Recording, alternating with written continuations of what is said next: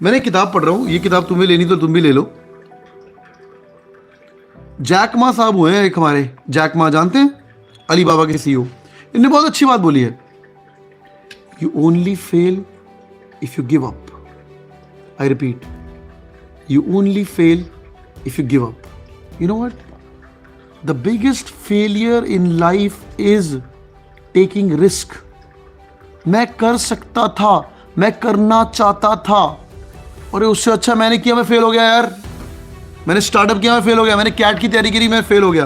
Trust me, people have joined CATKing और follow me on YouTube channel और joined any coaching institute. This transition is going to make you smart.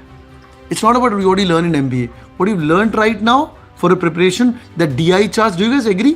नीचे comment पक्का करके जाना. Are you a changed person after your CAT preparation? Yes or no? It's a transformational journey. तो fail होने से डरते क्यों? पहले सवाल पूछ के मेरा नहीं होना, मेरा नहीं होना. तेरा होना ही होना है. टेंशन क्यों ले रहा है? चलते रहे boys. Thank you so much for joining in. Stream को like ठोकिए. I'm going to be there with you till then. God bless you guys.